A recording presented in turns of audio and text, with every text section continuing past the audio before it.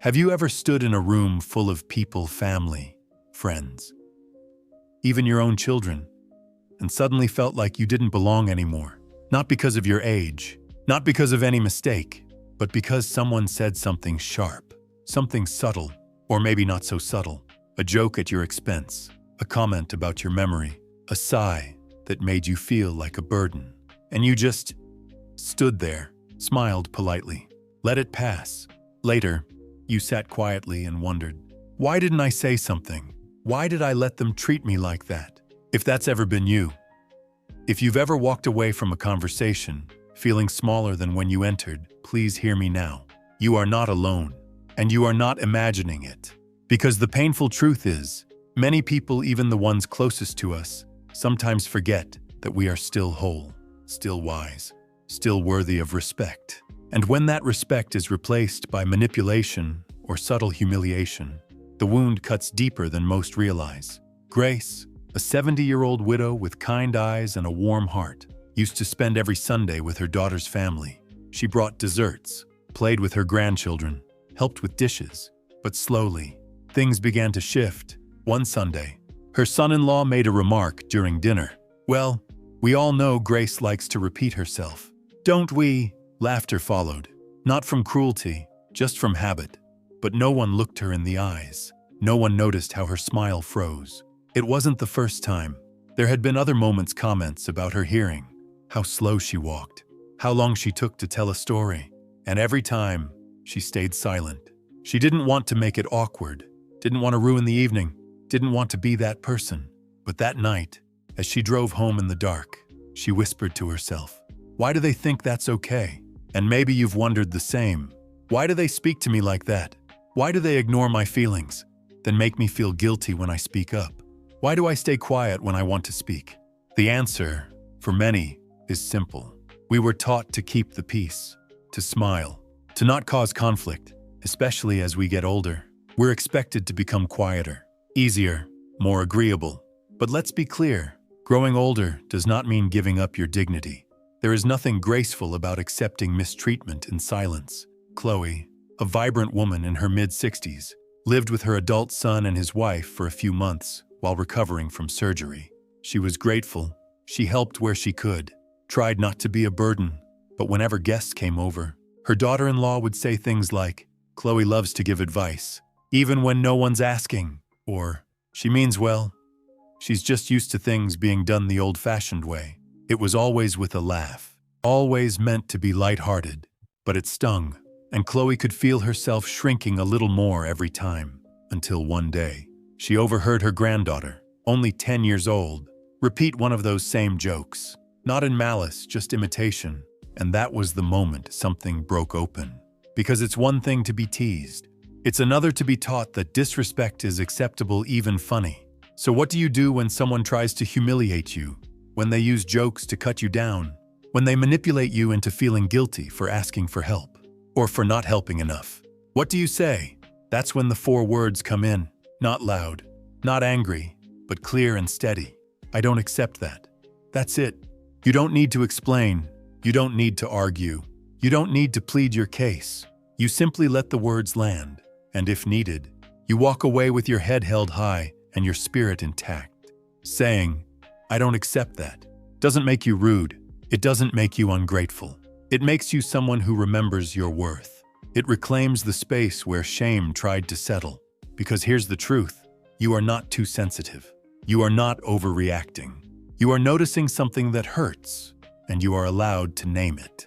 You are allowed to defend your dignity, even if your voice shakes. Helen, a retired librarian who spent most of her life surrounded by quiet and order, was once made fun of at a family gathering for being too serious. Her nephew laughed and said, "You're like a walking encyclopedia but with less personality." Everyone chuckled. Helen laughed too, but inside, something turned cold. The next time it happened, she took a deep breath, looked him in the eye, and said quietly, "I don't accept that." The room went silent. He blinked, startled. "What?" She smiled gently. "You're welcome to have your opinion, but I won't receive it as truth. I know who I am." And then she walked to the kitchen. She didn't raise her voice. She didn't make a scene. But in that moment, She showed every person in the room, including herself, what self-respect looks like. And that's the power you carry too. You do not need to stay in conversations that make you feel small. You do not need to justify your boundaries. You do not need to stay silent for the comfort of those who harm you, even unintentionally.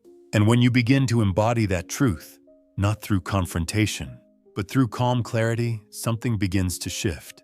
Not just in how others treat you, but in how you carry yourself.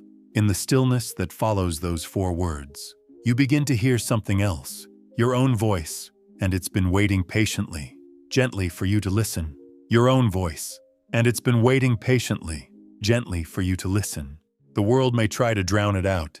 The voices of your children, your siblings, your old friends, even strangers might speak louder, more confidently, more often, but loud does not mean right, and repeated does not mean true. Frank had spent most of his retirement taking care of everyone else. He had 3 adult children, all of whom relied on him for something: babysitting, errands, advice, money. He didn't mind. He loved his family. But what began as support slowly became expectation. One day, when he told his middle son he was too tired to help move furniture, his son said it with a smirk. "Wow, you're not the man you used to be." Frank laughed politely. But that comment stayed with him, not just because it was cruel, but because it came from someone he loved. He thought about it all night. By morning, something had settled. Not bitterness, not even sadness, just truth. The next time his son made a similar remark, Frank didn't laugh. He simply looked him in the eye and said, "I don't accept that." His son stared. "But what?" Frank stood calmly. "You're welcome to be frustrated, but I won't let you talk to me like that. Not anymore." There was a pause, a silence, a shift, and Frank, for the first time in years, felt his back straighten, not just in body and spirit. Because when you begin to say those 4 words, not from anger, but from dignity, you start to remember who you are. You are not the version of yourself they joke about. You are not the character they reduce you to when it suits them. You are not the weak, forgetful, slow, irrelevant person they sometimes make you out to be, even in subtle, well-dressed language. You are a whole human being, with decades of wisdom, with a heart that's been broken and healed and still knows how to love, with a voice that still matters. Sophie, who was always the peacemaker in her family, spent most of her life smoothing things over. When her daughter made a snide comment in front of others, "Well, you know, Mom," she gets emotional, she would smile, let it slide, tell herself it wasn't worth the fight. But one day, sitting in her garden, Sophie had a quiet realization. Every time she stayed silent, she was teaching her daughter that it was okay to treat her that way. And she was tired of teaching that lesson. So the next time it happened, another dinner, another offhand remark, Sophie looked up from her plate and said clearly, "I don't accept that." There was a moment of confusion. Her daughter flushed, murmured something under her breath. But the conversation moved on, and Sophie, she felt lighter. Not because she had won anything, but because she had finally stopped abandoning herself. That's the root of it, really. When someone manipulates you, humiliates you, or belittles you, and you stay silent, part of you begins to believe that maybe you deserve it, or that speaking up would make things worse, or that your peace isn't as important as keeping theirs. But you don't have to carry that anymore. You don't need to protect the people who hurt you from the consequences of their words. You don't need to swallow your voice just because you fear losing love. Because real love, the kind that sees you, honors you, respects, you will never require your silence. And when someone crosses that line, those 4 words are enough.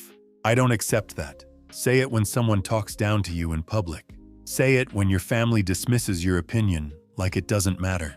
Say it when someone jokes about your age, your pace, your way of doing things. Say it even if your voice trembles. You don't owe them anger. You don't owe them a lecture. You don't owe them a list of reasons. You owe yourself the dignity of not sitting quietly in the shadow of someone else's disrespect. Because something happens when you reclaim that space. Others start to notice. They begin to speak to you differently, or they pull away, and that, too, is clarity. Because those who withdraw when you set a boundary were only ever there because you had none. Ethan, a kind and soft-spoken man, used to say yes to everything, every request, every visit, every opinion thrown at him. His son used to call him old-fashioned, too sentimental, stuck in the past, always with a smile, but always just sharp enough to cut.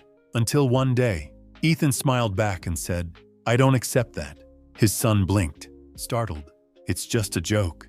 "Dad, I know, but it doesn't feel like a joke to me." And that was the end of it. The jabs stopped, the jokes shifted, and Ethan, without shouting, without punishing, taught his son something more powerful than silence ever could. That respect isn't asked for, it's lived. You don't need to convince anyone to treat you better. You just need to treat yourself like someone who deserves better. That's where it begins. That's where everything begins. Not in confrontation, but in clarity. Not in fear, but in calm. Not in shouting for attention, but in quietly choosing not to accept anything that makes you feel small. And from that place, the world starts to respond. And from that place, the world starts to respond. Not because you've demanded anything, not because you've forced anyone's hand, but because your energy, your presence begins to carry a quiet strength. It's a strange, beautiful thing. The way dignity transforms a room. You don't even have to say much. People begin to sense it. You don't explain yourself as much.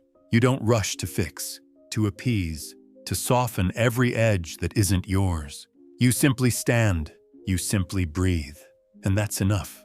Margaret felt it first at her grandson's birthday party.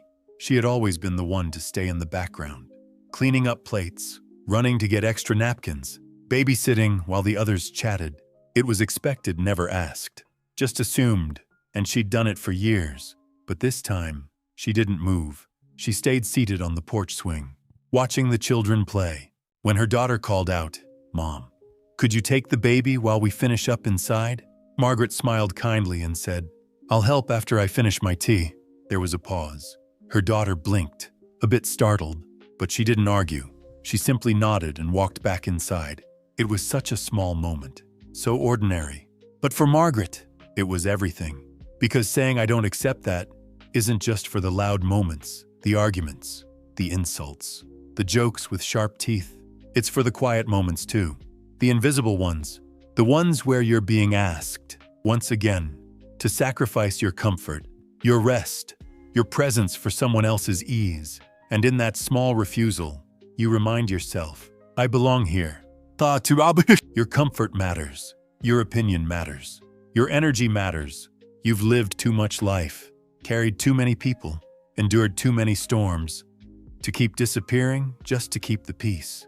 That kind of disappearing, it doesn't happen all at once. It happens gradually. It happens when you laugh at things that hurt, when you say "I'm fine" when you're not, when you tell yourself it's not worth the trouble to speak up.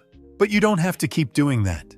And the beauty is, when you stop, when you step back into the fullness of who you are, the people around you start to change too. Sometimes they resist, they test your boundary, they try again with a guilt trip, a joke, a raised eyebrow. But if you stay steady, not hard, not cold, just clear, something happens. They stop pushing because they realize it no longer works. Chloe, who had always poked fun at her mother's old stories, started noticing something had shifted. Her mom, Helen, didn't bristle or snap. She didn't defend herself. She just calmly said, "I don't accept that," and let the silence do the rest. And Chloe felt it. On that weight, that mirror, that realization that what had once been casual teasing, sarcasm, dismissal now stood out like a bruise under bright light. And slowly, Chloe started listening differently, started asking questions instead of assuming, started treating Helen not as an old woman who needed to be tolerated, but as someone worth learning from. That's the unexpected gift of standing in your dignity. Not only does it protect you, it invites others to grow. You're not doing it to punish. You're not doing it to be right. You're doing it to restore the balance. To say, "This is how I will allow myself to be treated." And that kind of clarity, that kind of quiet self-love, it doesn't shout. It teaches. Grace, who had once gone silent at every family dinner, started saying things like, "Please don't interrupt me. I'd like to finish my thought, and that's not true. And I'd appreciate if you didn't speak to me that way." soft, clear, grounded, and her family adjusted. Maybe not overnight, but they did.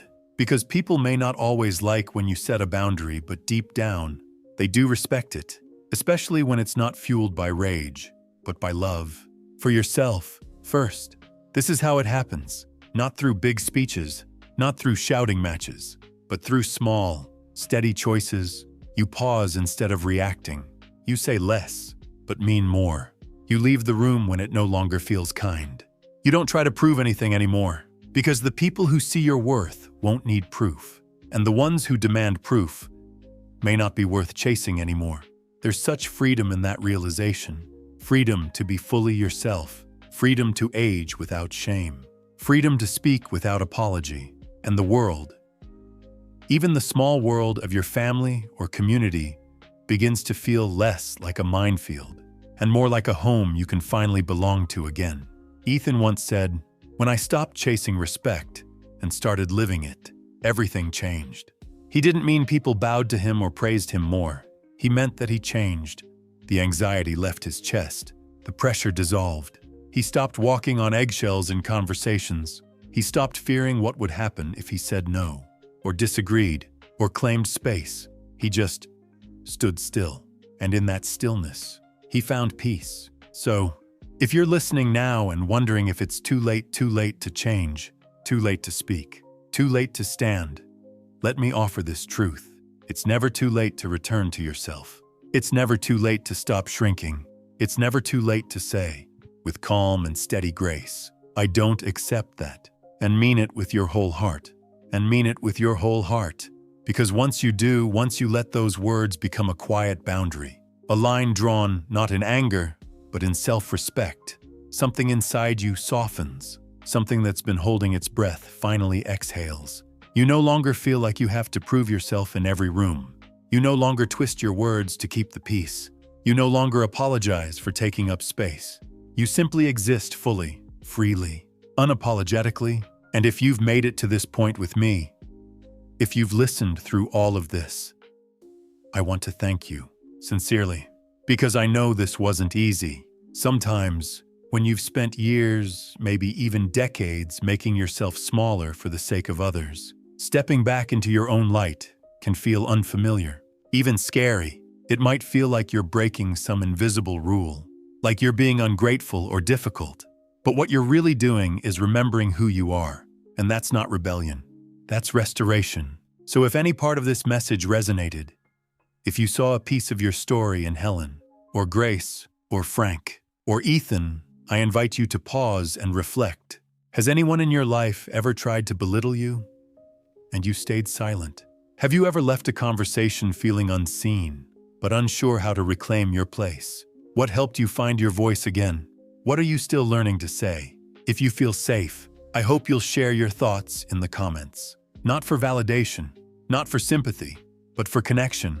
Because sometimes, healing begins with hearing someone else say, "That happened to me."